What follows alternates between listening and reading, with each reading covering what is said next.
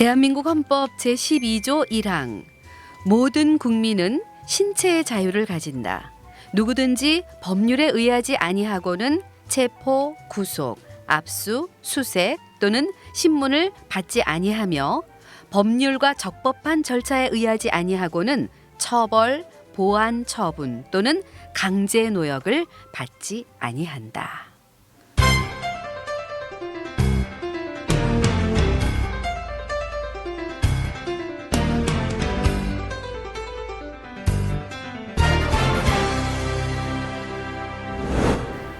안녕하세요. 알기 쉬운 헌법 팟캐스트 진행의 서혜정입니다. 오늘 또 저와 함께 팟캐스트 채워주실 세 분 나오셨습니다. 두 분은 아주 익숙하신 분, 낯익으신 분. 제 옆에 직접 그래도 소개해 주세요. 네, 저는 헌법재판연구원에서 일하고 있는 이장희 연구관이라고 합니다. 네. 오늘 두 번째인데 아직도 떨리네요. 아, 그래요? 네. 또 옆에 아리따우신 우리 연구원님은? 네, 저도 그 옆에서 매우 긴장하고 있는 헌법재판연구원에서 일하고 있는 이혜진 연구원입니다. 네, 말로만 긴장하신다 그러고 전혀 긴장 안 하는 것 같아요. 그죠? 떨고 있어요. 네, 오늘 뉴페이스 나오셨습니다. 누구세요? 네, 안녕하세요. 저는 헌법재판소 대학생 기자단 오지연이라고 합니다. 네. 저는 헌법재판소 기자단에 지원할 때 헌법이 어렵다는 인식이 좀 강하게 있잖아요. 네. 그래서 헌법에 대해서 좀 더 쉽게 전달하고자 하는 각오로 지원을 했었는데 이제 오늘 이렇게 헌법에 대한 이야기 나누면서 전하는 방송에 출연하게 돼서 굉장히 기쁜 마음으로 오게 되었습니다. 네. 오지연 기자님 옆에만 있으면 헌법이 쉬워지는 거죠. 그러니까. 네. 최대한 노력하겠습니다. 네. 자, 그럼 이제 본격적인 얘기를 나눠봐야 할 것 같은데요. 오늘은 신체의 자유라는 헌법상의 기본권과 관련된 겁니다. 신체의 자유. 참 중요한 자유죠. 근데 이게 현실 속에서 구체적으로 어떻게 문제가 되고 또 적용되는지에 대해서 궁금한 점도 많을 것 같아요. 관련한 사연 먼저 듣고 난 후에 얘기 나눠보도록 하겠습니다. 우리 오지연 기자님께서 사연 소개해 주십시오.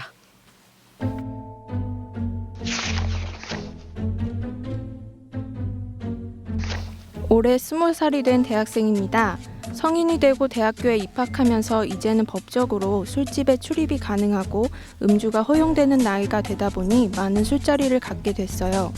하루는 친한 동기들과 함께 2차로 자리를 옮겨 단합의 시간을 갖고 있을 때였습니다. 그런데 동기 중 한 명이 화장실을 가는 도중 다른 테이블에 여자와 시비가 붙은 거예요. 처음에는 시비가 붙은 둘을 떼어내고 있었는데 이상하게 말리던 남자들끼리 오히려 더 시비가 크게 붙어서 일이 더욱 커지고 말았습니다. 전 최대한 친구들에게 먼저 때리지 말고 공격하는 것만 잘 막으라고 계속 이야기했죠. 거의 대부분은 저희가 일방적으로 맞기만 했습니다. 결국 경찰차가 출동하여 저희는 모두 조사를 받았고 경찰서 유치장에 수감되었습니다. 저희는 정말 맞기만 했는데 말이죠. 정당방위 때문에 최소한의 공격만 했을 뿐인데 너무 억울했죠. 그런데 더 황당하고 억울한 사건은 유치장에서 일어났습니다. 처음 유치장에 들어갈 때에는 옷을 입은 상태에서 간단하게 진행되던 신체 검사의 수위가 점점 높아지는 것이었어요. 물론 유치장으로 반입이 금지된 품목을 검사하기 위해서 그런 건 알 수 있었지만 폭행으로 들어왔기 때문에 더욱 과도한 검색을 하더군요. 특히 저희 일에는 여자 동기도 있었는데 상의를 속옷과 함께 겨드랑이까지 올리라는 둥 지속적으로 앉았다 일어나기를 시키는 둥 과도한 수색을 하기 시작하는 것이었습니다. 남자인 저도 기분이 좋지 않았는데 여자는 얼마나 불쾌했을까요? 아무리 여자 경찰관이 했다고 해도 이건 너무한 거 아닌가요? 정말 큰일 겪으셨어요. 예. 우선 혹시라도 이 팟캐스트를 듣는 대학생분들이 계시다면은 이런 상황에 휘말리지 않도록 정말 조심 또 조심 하셔야 할 것 같습니다. 성인이 됐다는 건 결국 스스로 책임을 져야 하는 나이가 됐다는 거니까요. 네, 충분히 감정에 휩쓸릴 만한 상황이었는데도 이제 먼저 때리지 않고 맞기만 한 거는 그러게요. 되게 현명한 것 같다고 생각해요. 근데 최소한의 공격을 또 했다고 했거든요. 네. 예. 그래서 어떻게 될지 모르겠어요. 근데 이 사례가 네. 본인이 겪은 사례예요? 아니면 그런 것 그냥 같아요. 아니 이거 남학생 현장감 있게 굉장히 네. 제시하시는 것 네. 같아요. 제가 너무 감정을 실었나요? 겪어보신 것처럼. 예. 근데 그 오지연 씨도 학생이잖아요. 네. 예. 그러면은 그 만약에 이런 상황이 됐다. 그러면은 어떻게 할 것 같아요? 이런 일은 겪어본 예. 적이 없는데 네. 그냥 너무 당황해서 음. 저도 그냥 가만히 있다가 경찰을 부를 것 같아요. 아, 예, 맞아요. 경찰 부르는 게 근데 보통은 경찰을 부르지 않고 원만하게 네. 해결하려고 하죠. 그렇죠. 원만하게 해결을 해야 되는데 일단은 싸움이 이제 이게 시작이 된 거잖아요. 그럴 때는 참 난감할 텐데 이거 어떻게 해야 돼요, 박사님? 싸우는 거는 좋은 건 아니니까 예. 이제 좀 도망도 좀 갈 필요도 있고 예, 뭐 도망가는 게 사실 겁이 없어서 겁이 많아서 도망가는 건 아니거든요. 예. 때로는 그 36기 줄행랑 예. 피하는 게 상책일 때도 있는 그 거고. 전쟁에서 최고로 그 고수가 도망가는 거라면서요. 근데 이렇게 혈기왕성한 나이에 특히나 남학생들은 네. 또 여학생들이 막 그렇게 그런 상황이 벌어졌을 때는 또 이렇게 의협심이 생기고 그러잖아요. 예. 제 동기들은 저를 부르더라고요. 법대 다닌다고. 아, 말 되네요, 정말. 네. 자, 그 여학생이라서 이렇게 이런 경험을 뭐 할 기회가 많지는 않을 것 같은데 네. 그래도 그 친구인 남학생들이 또 이렇게 개입이 되는 경우도 있고 그렇잖아요. 네네. 예. 어떠세요?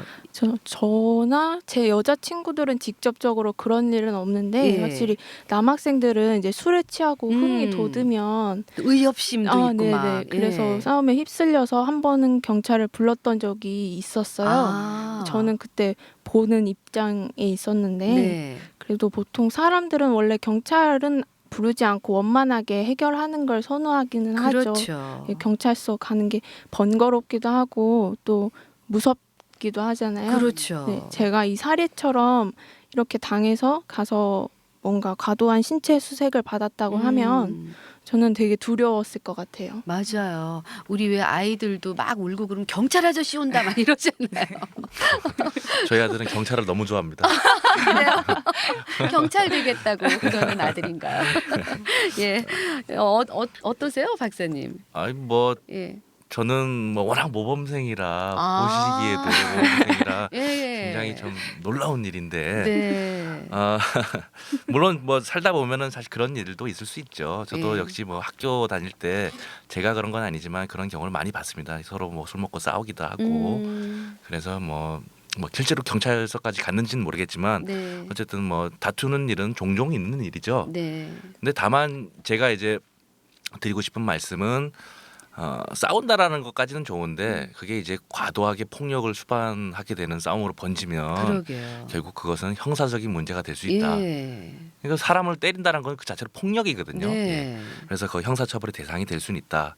일단 이게 원칙이고요. 음. 다만 그럼에도 불구하고 어떤 그 좀 그냥 뭐 이렇게 가볍게 이렇게 스쳐가지고 이렇게 뭐 스치기만 해도 사망인지 모르겠지만 뭐 스쳐서 그냥 원만하게 해결할 수 있는 정도의 다툼인 경우와 네. 사람이 많이 다치거나 아니면은 어떤 거기에 대해서 뭐 좀 형사처벌이 필요한 그런 두 가지 경우는 좀 나눠볼 필요도 있을 것 같아요. 네. 예, 근데 왜냐면은 뭐 다퉜다고 다 형사처벌 받고 경찰서 들락거리면 사실은 그거는 형벌의 원칙에도 좀 맞지 않는 부분이 있거든요. 네. 왜냐하면은 사람들이 원만하게 해결할 수 있는 경우까지 형벌을 이제 동원하게 되면 이른바 형벌의 보충성의 원칙 네. 또는 형벌 자체가 문제 해결의 최후 수단이어야 되는데 최후 수단이 아니게 되는 예, 거죠. 예, 그래서 예. 형벌의 최후 수단이라는 그런 원칙에도 좀 어긋나는 부분이 네, 있다. 네. 이렇게 볼 수 있고요. 네. 그래서 만약에 그렇지 않고 뭐 이런 식으로 뭐 사람들이 싸웠는데 다 경찰서 들락거리고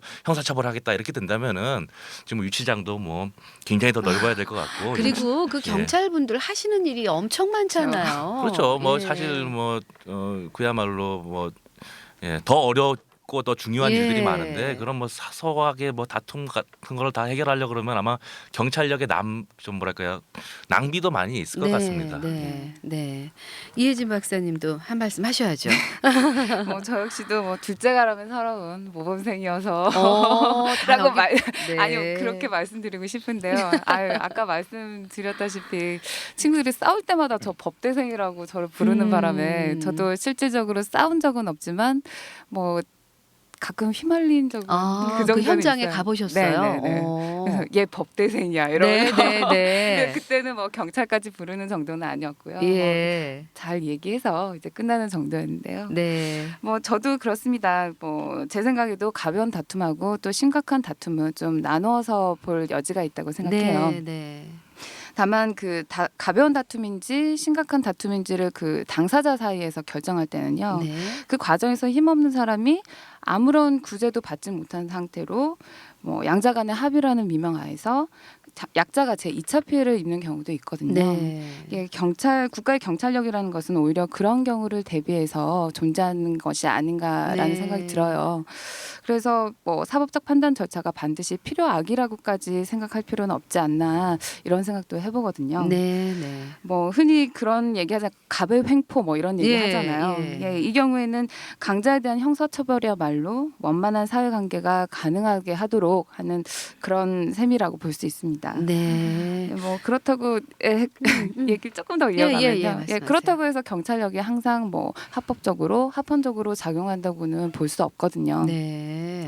그렇기 때문에 어떤 경찰 작용이 일어날 때는 그 힘이 합법적인지 또 우리 최고법인 헌법에 비추어서 과도한 기본권의 침해를 하고 있는 것은 아닌지 항상 꼼꼼하게 따져보고 생각해보고 재보고 해야 하는 과정이 필요한 거죠. 네. 제가 봐도 이 사례 상황은 좀 심한 게 아닌가. 네. 예, 그런 생각도 드는데요. 어쨌든 수색을 당하는 학생의 입장에서 뭐 유쾌한 일은 아닌 게 확실한 것 같아요. 네. 예. 또 제가 오프닝 때 헌법 제12조 1항 모든 국민은 신체의 자유를 가진다. 누구든지 법률에 의하지 아니하고는 체포, 구속, 압수, 수색 또는 신문을 받지 아니하며 법률과 적법한 절차에 의하지 아니하고는 처벌, 보안 처분 또는 강제 노역을 받지 아니한다라고 말씀을 드리기도 했는데요. 이 정도 수색 어떻게 과도한 건가 아닌가? 어떻게 생각해요, 학생은? 네, 이게 수색을 당하는 사람의 입장에서도 네. 생각해볼 부분이 있는 건 그럼요, 맞습니다. 그럼요. 네, 그런데 특히 이런 현행범의 경우는 들어갈 때 시체 수색을 꼭 해야 되는 부분인 거잖아요. 네. 안 할 수도 없는 거고. 그렇죠. 그런데 이 사례에서는 여학생임을 감안해서 여성 경찰관을 붙여서 수색을 했는데 네. 이 부분도 혹시 헌법에 저촉이 되나요? 그러고 보니까 저도 그 부분이 궁금한데요. 만약에 헌법에 저촉이 된다면 이런 경우에 유치장 수감 전에 최소한의 수색도 못하게 되는 게 아닐까 싶기도 하고요. 네, 그 지금 구치소라든지 유치장에 이제 수감되는 경우에 네. 신체 검사를 할 필요가 있죠. 네. 그리고 그런 경우에는 그 목적이 어떤 그 수용자들, 별의별 사람들이 다 들어오지 않습니까? 네, 네. 그래서 그 수용자들의 생명과 신체에 대한 위험을 방지하고 유치장이라든지 어떤 구치소 같은데 안전과 질서를 확보할 목적에 따른 것이다 네. 이렇게 말할 수 있고요. 그럼 이거는 기본적으로 형의 집행 및 수용자 처우에 관한 법률이라고 있습니다. 네. 그 법률에 따라서 이제 이루어지는 공권력 집행이라 할 수 있죠. 네. 예, 네, 다만 여기에서 이제 중요한 문제가 하나 있는데요. 예. 예, 방금 말씀하신 것처럼 그 법률상의 근거가 있고 또 그에 따라서 신체 검사가 이루어졌다 하더라도 그것이 항상 정당화되는 건 아니에요. 아. 네. 그러면 어떤 경우에? 네, 뭐 예. 이게 굉장히 기본적이고 또 굉장히 중요한 네. 그래서 철저하게 지켜져야 되는 상황입니다. 네. 잘 들어주세요. 네, 네, 네. 예, 자, 바로- 귀여 달라고. 네, 바로 국민들의 그 자유와 권리를 제한하고자 할 때에는 항상 그 제한하는 목적에 비추어서 필요한 만큼만 제한할 수 있다는 겁니다. 아. 즉 필요한 범위를 넘어서서 지나치게 제한을 한다면 네. 그것은 더 이상 그 사람의 신체의 자유를 제한하는 것이 아니라 네. 예, 침해하는 결과를 그렇죠. 낳거든요. 예. 예. 이 필요한 범위를 넘어선 제한이 침해가 된다는. 예. 근데 이 제한이라는 말과 침해라는 말이 법적으로 구별이 된다는 뜻이네요. 그러면. 네. 네, 그렇습니다. 예. 우리 헌법 37조 2항을 보면 이렇습니다. 국민의 모든 자유와 권리는 국가안전보장, 질서유지 또는 공공복리를 위하여 필요한 경우에 한하여 법률로서 제한할 수 있고 네. 제한하는 경우에도 제한을 이렇게 하는 네, 거예요. 닥터 이블이 이제 레이저 이렇게 했기 때문에 저도 코테이션 마크를 한번 찍어봤습니다. 네. 제한할 수 있고 제한하는 경우에도 반드시 필요한 경우에 한하여 할 수 있다. 그리고 정당한 목적에 한하여 국회가 제정한 법률에 의해서만 할 수 있다. 네. 이렇게 할 수 있습니다. 예. 그렇지 않으면 그 법률에 근거가 없다든지 아니면 필요한 경우에 한하여 제한한 것이 아니라든지 네. 그런 경우에는 과도한 제한 또는 과잉 제한 이렇게 말할 수 있고요. 네. 이렇게 제한이 과도하다라는 것은 제한과는 좀 다른 개념으로 침해라고 이제 보통 얘기하거든요. 예. 이건 좀 법적인 개념입니다. 네. 그래서 보통 우리 통상적으로는 일상 용어상으로는 제한이든 뭐 침해든 이렇게 여러 가지를 섞어서 말하긴 하는데 법적인 개념은 좀 구별된다고 볼 수 있겠습니다. 네. 오지연 학생 이해하셨어요? 근데 이 사례가 확실히 네. 그 제한을 하는 목적에 비해서 수색이 좀 과도하다고 느낌이. 네, 네. 맞습니다. 예. 그 전에 제가 한 말씀 더 드리자면 어쨌든 유치상에서 몸 수색하는 것이 정당한 목적에 따라 법률에 근거하여 이루어지는 것이라 하더라도 네. 그 몸 수색 방법이 그래서 기본권을 덜 침해하는 방법이어야 한다라는 것이고요. 이 사례에서는 지금 이른바 과잉 신체 수색이거든요. 네. 지금 뭐 당장 몸 수색이라 뭐 신체 수색이라고 하면서 옷을 홀딱딱 벗겨가지고 예. 앉았다 일어났다 시키고 예. 말도 안 돼. 굉장히 수치스럽고 여학생한테. 예, 수치스럽고 좀 과연 그럴 필요가 있는가? 네. 필요한 경우에 하라고 했는데 필요한 경우가 아닌 것 같아요. 그러게요. 그리고 너무 이게 좀 수치스럽고 좀 모멸감을 느끼게 하는 네, 방법이거든요. 맞아요. 이런 식으로 이제 신체 수색하는 것이 좀 잘못된 거 아니냐? 그래서 네. 우리 과도한 수색이다 이렇게 네. 얘기하게 될 수 있겠습니다. 네. 어떻게 답이 됐나요, 오지연 학생? 네. 예. 앞에서 이장희 박사님이 말씀하셨던 예. 것처럼 이렇게 그 사건의 구별이 없이 항상 무슨 검사를 할 때 옷을 벗고 앉았다 일어났다를 해야 하는 것도 아니고 또 이 사례는 술집에서 술 먹다가 네. 갑작스럽게 싸움이 난 사례잖아요. 네. 그런데 그 사이에 대학생들이 금지 물품이나 위협이 될 만한 흉기를 소지한다는 것도 사실 생각해 보면은 확률이 높진 않을 것 같습니다. 네. 짱이 박사님 네, 어떠세요? 네, 맞습니다. 예, 그래서 짱이 박사님이라고 바로 이렇게. 그 친구들이 짱이라고 하기도 그럼 했으니까 앞으로 예, 우리도 그 짱이 박사님으로. 친구 먹는 것 같습니다. 뭐 하여튼 저도 비슷한 생각이고요. 네. 이를테면은 그 흉기 같은 위험물을 은밀히 반입시킬 가능성이 있는 경우와 그렇지 않은 경우는 좀 구별될 필요가 있다. 네. 그래서 어느 경우에 그러면은 좀 더 이런 정밀한 신체 수색이 필요한 것인지 네. 아니면 그런 게 필요 없는지 이걸 좀 네. 나눠볼 수 있다라는 거고요. 네. 예를 들어서 이 사례에서처럼 단순히 술집에서 뭐 술 먹다가 싸우는 경우에 뭐 그럴 가능성은 높지 않죠. 뭐 위험한 물건을 뭐 일부러 가져들어오고 그런 경우는 없기 때문에 우리 보통의 경우에 외부에서 이제 관찰하거나 뭐가 없는지 이렇게 몸수색 하잖아요. 네. 더듬는 방법으로 네. 그런 식으로 이제 순체 검사를 할 수 있겠지만 뭐 흔히 뭐 조직폭력배나 뭐 문신은 치객이고 막 이렇게 뭐 위험한 물건을 막 몸에 다 지니고 다니고 이런 사람들은 뭐 교도소 자체도 굉장히 익숙할 테고 그러다 보니까 그런 위험한 물건을 원래 가지고 있거나 아니면 반입할 가능성도 있는 거 아니겠습니까? 그렇죠. 그렇다면 그런 분들에게는 정밀 신체 수색의 필요성도 있다고 보는 것이고요. 네. 그래서 필요한 경우에 하나여 제한할 수 있다라고 했을 때 어떠한 방법을 동원할 것이냐는 어떠한 상황, 어떠한 대상에 대해서 어떠한 방법을 쓸 것이냐 이런 사원의 이제 문제이기 때문에 네. 이런 뭐 그런 가능성이 농후한 경우에는 예외적으로 과잉 신체 수색의 여지도 없진 않다 이렇게 네. 볼 수 있겠습니다. 찐이 박사님은 네, 그래서 네. 그 헌법재판소도 이와 아주 유사한 사건에서 이런 가벼운 사건임에도 불구하고 이런 과도한 신체 추색은 그 수단과 방법에 있어서 필요 최소한의 범위를 명백하게 벗어난 것이고요. 네. 또 청구인들에게 모욕감과 수치감만 줄 뿐 그 인간으로서의 기본적인 품위를 유지할 수 없게 만들어서 수인하기 어려운 정도의 그런 신체 수색이라고 인정을 해서요. 네. 헌법 제10조에 인간의 존엄과 가치에서 유래하는 인격권 또 제12조에 신체의 자유를 침해하는 것이라고 판단한 적이 있습니다. 네. 그랬을 때 그럼 그 경찰분들은 벌 받아요? 글쎄요, 어떤가요? 사실은 그분들도 법에 따라서 또 예. 한 거거든요. 예. 그래서 법에 따라서 했기 때문에 네. 단지 근거법이 그런 걸 허용하고 있었기 때문에 네.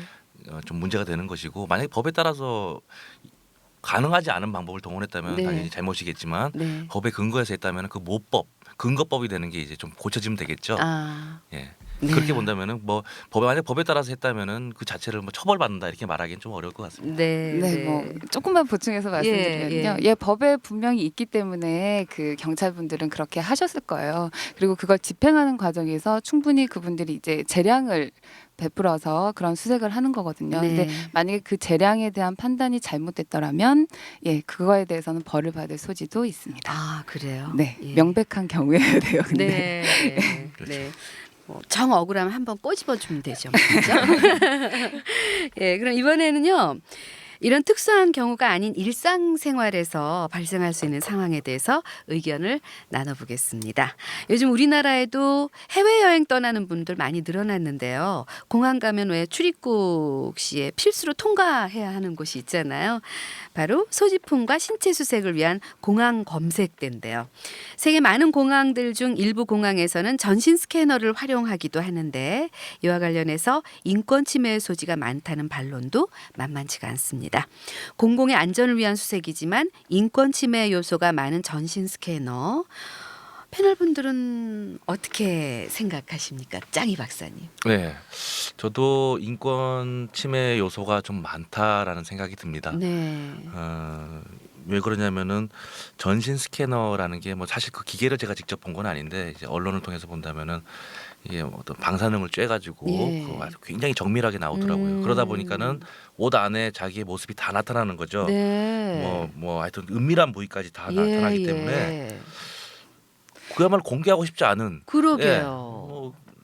좀 말하기 민망한 예. 그런 내용도 다 드러나는 거죠. 네. 그야말로 뭐 사실 옷을 뭐 점이 크게 있다거나 뭐. 그거는 안 나타나는 것 같아요. 이제 방사능을 쬐는 거기 때문에 이제 마치 이제 뭐 하여튼 점까지 보인다는 건 더더더더 안 되는 거죠. 근데 문제는 그런 식으로 본인이 감추고 싶은 어떤 신체적 네. 특징이라든지 이런 것이 다 드러나기 때문에 결국은 그 사람의 어떤 인격을 좀 훼손하는 면이 없지 않아 있을 것 같고, 네.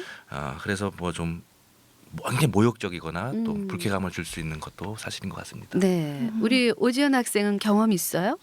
저는 공항에는 네. 가본 적이 없는데 아직? 이 전신 스캐너는 워낙 뉴스나 네. 영상, 영화 이런 걸로만 봤어서 네. 그래서 일상적이라고만 생각했지 인권 침해에 대한 문제는 크게 생각을 해본 적이 없었거든요. 근데 얘기를 들어보니까 예. 인권 침해에 대한 문제점도 꽤 있는 거가 그러게요. 공감이 예. 가네요. 근데 그래도 저는 전신 스캐너에 대해서는 그 필요성에 대해서 어느 정도 찬성을 하는 편인데요. 네. 반입 금지 물품이나 이제 위험한 걸 소지한 사람은 물론 소수겠지만 네. 그 소수의 사람들로 인해 받을 수 있는 피해의 그 잠재성이 좀 크잖아요. 네. 그래서 전신 스캐너 같이 확실한 방안이 있다면 활용해 주는 것이 좋다는 생각이 들었습니다. 아, 그래요. 그럼 이혜진 박사님께서는 네, 제가 봤을 때도 그 전신 스캐너는 되게 장점하고 단점이 굉장히 극명한 것 같아요. 네. 예, 전신 스캐너를 대체할 만한 수단이 없음에도 불구하고 또 쓰지 않는다면 보안이 좀 위험할 것 같고요. 또 쓰자고 하니까 또 인격하고 또 사생활 침해 문제가 되는 거거든요. 네네. 그래서 이제 만약에 쓴다고 하더라도 인권 침해 요소를 최소화하는 그런 방식으로 써야 되지 않을까 싶습니다. 네. 그래서 뭐 예를 들면 최근 그 일본에서요 그 전신 스캐너를 도입한다는 보도가 있었는데 네. 그 2020년에 그 일본에서 동경 올림픽이 네, 개최되거든요. 예. 예, 그 보안을 강화하기 위해서 이제 전신 스캐너를 도입한다고 해요. 아. 그 대신에 방금 말씀하신 것처럼 그런 인권이나 사생활 침해 문제들이 지적되고 있어서 네. 그 적나라하게 몸을 다 보여주지는 않고요. 대신 그림으로 체형이 드러나지 않는 그림 표시로 이제 그것을 나타낸다고 합니다. 네. 그래서 뭐 공항 같은 경우에 사실 자칫 그 수색을 잘못해서 보안에 큰 문제가 생긴다면 정말로 엄청난 그렇죠. 인명 피해로 예, 이어질 예. 수 있거든요. 그렇기 때문에 뭐 이런 스캐너를 도입한다고 할 때는 이런 기술적인 보안을 통해서 사용하면 좋지 않을까 그렇게 생각합니다. 네, 뭐 여전히 의견들이 예, 있으신데 아무래도 초기에 도입된 전신 스캐너 경우에 개인의 신체 정보가 너무 적나라하게 드러났기 때문에 그런 것에 대한 거부감이 적지 않았던 것 같습니다. 게다가 뭐 테러나 위험이 높은 나라들은 그런 공공의 안전을 위해서 당연히 이런 것들을 고려할 수밖에 없었던 것 같고요. 어떠세요? 그 이장희 박사님은 그 공항이라는 것이 특수한 공간이잖아요. 네. 예. 그렇죠. 일단은 그 전신 스캐너가 신체의 자유를 제한하는 것도 맞는 것 같습니다. 네. 다만 그것이 이제 어떠한 좀 더 섬세하게 그게 좀 이루어졌을 때는 그래서 그 합헌적인 제한일 수 있겠지만 그런 섬세함이 좀 떨어지게 된다면은 네. 좀 과도한 제한이 될 가능성도 있는 거죠. 예. 이제 그런 면에서 과연 섬세한 제한이냐 좀 그냥 이렇게 예. 대충. 대충 하는 제한이냐 네. 이런 걸 좀 따져볼 필요가 있을 것 같은데 네. 일단은 첫 번째 방금 말씀하신 것처럼 공항이라는 어떤 특수한 공간에서 전신 스캐너를 통하지 않고서는 사실 어떤 그런 안전을 지키기 어려운 상황도 분명히 있을 것 같습니다. 네. 근데 이걸 좀 더 섬세하게 좀 해야 될 것 같은데 사실 모든 사람들을 다 잠재적인 테러리스트 또는 위험 인물로 전제하고 다 그걸 통과시키는 거거든요. 그렇죠. 그렇게 본다면은 어떤 신체에 대한 과도한 제한의 가능성이 일단 있는 거죠. 그냥 뭐 그야말로 섬세한 제한이라기보다는 좀 섬세하지 못한 그런 제한이 돼버리는 것 같아요. 그래서 그렇다면은 어떠한 식으로 좀 뭐 제한을 할까 이렇게 고민을 해볼 필요가 있을 것 같은데 네. 그렇다고 사람을 선별해서 제한 뭐 이렇게 지나가게 하는 그렇죠. 방법도 있겠지만 예. 그것도 사실 보면 또 하나의 구멍이 될 수도 있는 거거든요. 맞아요. 그렇게 본다면은 결국 이것이 하나의 또 기술 발달에 따라서 이제 하나의 안전 방법으로 이제 활용되고 있는 거니까 네. 앞으로는 좀 더 기술을 좀 더 세분화시키고 좀 더 발전시켜서 제 생각에는 네. 좀 인권 침해를 좀 최소화할 수 있는 그런 방법으로 좀 보완되면은 좀 합헌적인 제한이 되지 않을까 네. 기대해 보고 있습니다. 네. 찐 박사님. 이거는 뭐 저는 전신 스캐너를 경험해 본 적은 없는데요. 일전에 그 미국 그 공항에서 전신 스캐너를 경험한 친구가 얘기를 해주더라고요. 예, 그 친구 얘기로는 그 옆에 경고문이 붙어 있더래요. 네. 그러니까 이 스캐너를 통과하면은 뭐 방사능에 노출이 되는데 그렇게 위험하지는 않다. 이런 내용인데 당시 친구는 이제 결혼을 해서 곧 이제 임신할 네, 계획을 가지고 네. 있었거든요. 그래서 이게 좀 거부감이 들더라요. 그렇죠. 그래서 좀 뭔가 이의 제기도 하고 싶고 그랬는데 내가 괜히 이거 얘기했다가 테러리스트로 오해받지 않을까 또는 뭐 늦춰지는 바람에 비행기를 못 타게 되지 않을까 또 다른 사람들 기다리게 하지 않을까 이런 생각이 막 들어서 결국엔 그냥 뭐 제대로 이의 제기도 못하고 그냥 탔다고 하더라고요. 근데 이제 같은 비행기를 타려고 했던 사람 중에서 결국 그 전신 스캐너를 통과를 못 해가지고 비행기를 못 탄 사람이 어머나. 있었대요. 예. 그래서 그걸 보고는 이게 필요하긴 하구나라고 이제 생각은 했는데 그리고 나서 친구가 한마디 덧붙이더라고요. 자기는 이제 미국 공항 가려면 이제 다이어트부터 하고 뼈 성형도 좀 해볼까 이런 식으로 우스갯소리를 하는 걸 네. 전해들은 적이 있습니다. 네. 예. 사실 뭐 그 국내 가면서 이렇게 항공기 탈 때도 있잖아요. 그런데 그렇죠. 모자 벗고 신발 벗고 뭐 그럴 때마다 기분이 썩 좋지는 않아요. 예. 네. 근데 그래도 우리가 안전하게 다녀야 하니까. 예. 오늘 그 유치장 내 정밀 신체 수색 그리고 공항 검색대 전신 스캐너 등 신체의 자유를 침해하는 것에 대해서 얘기를 나눠봤는데요. 뭐 경우의 수도 많고 예외인 상황도 많아서 여러 방향에서 생각을 해볼 수 있었던 것 같습니다. 오늘 이야기 나눠보니까 오늘 뭐 첫 경험 하셨어요? 우리 네. 오지연 학생 어떠셨어요? 많이 떨려요? 이제 끝날 때 되니까 좀 떨림이 없어지는 것 그렇죠. 같아요. 예, 얼굴 색도 이제 제 색을 찾았어요. 좀 전에까지 빨갰었는데. 그래서 오늘 이야기하면서 약간 신체 자유 이 주제에 대해서 들어올 때부터 저는 영화 변호인이 자꾸 떠오르더라고요. 네. 네, 변호인에서는 극중 인물이 이제 수사 도중에 좀 극한의 고문과 폭행을 당하는 장면이 있었는데요. 이제 이 영화에서도 신체 자유가 침해되고 있는 상황을 엿볼 수는 있겠지만, 이렇게 영화처럼 큰 사건이 아니더라도 네. 오늘 공항 이야기처럼 네. 우리가 당연하다고 생각했던 일상생활에서도 기본권이 침해되는 경우가 있을지도 모른다라는 생각이 들었습니다. 또 그만큼 헌법이 우리의 삶에 가까이 있구나라는 거를 느낄 수 있는 시간이었던 것 같아요. 네, 아유 저는 지난 시간도 그렇고 이번 시간도 그렇고요. 우리 학생들 이렇게 보면서 어머 대한민국의 미래가 엄청 밝다 이런 게 느껴져요. 네. 이장희 박사님. 뭐 저도 비슷한 생각이 들었습니다. 정말 미래가 밝구나. 네. 예. 일단 저는 뭐 그 헌법을 이제 전공하는 사람이었으니까 네. 사람이니까 좀 더 거의 이론적인 얘기를 한번 드려보자면 예. 신체의 자유라는 게 하나의 우리 헌법의 기본권입니다. 네. 헌법의 12조에 규정돼 있고요. 그 의미는 누구나 신체에 대한 방해를 받지 않고 자유롭게 어떤 신체를 움직인다든지 활동하는 그런 걸 말하거든요. 네. 뭐 고문, 뭐 신체를 제약하는 가장 대표적인 그런 사례죠. 네. 그다음에 불법적인 체포나 감금, 뭐 이런 거에 대해서는 정당하게 저항할 수 있기 때문에 사실 네. 정당방위도 성립할 수 있습니다. 예. 그래서 그런 것을 금지하는 것은 우리나라 이제 민주적인 헌법 국가니까 민주적인 법 질서 하에서는 당연하다 이렇게 볼 수 있겠고요. 하지만 예전보다 또 세상이 험해진 면도 있습니다. 네. 이를테면은 뭐 별의별 뭐 테러도 발생할 수 있는 네. 잠재적인 위험이 늘어나고 있는 거죠. 그래서 공항 검색대 사례도 그랬고 신체의 자유를 알게 모르게 제한하는 경우도 점점 더 많아지고 있다고 생각합니다. 앞서 얘기했던 정밀 신체 수색이라는 것도 사실은 따지고 보면 그 헌법적인 어떤 고려를 우선했다기보다는 어쨌든 그런 위험성을 사전에 좀 줄여야 되는 거 아니냐.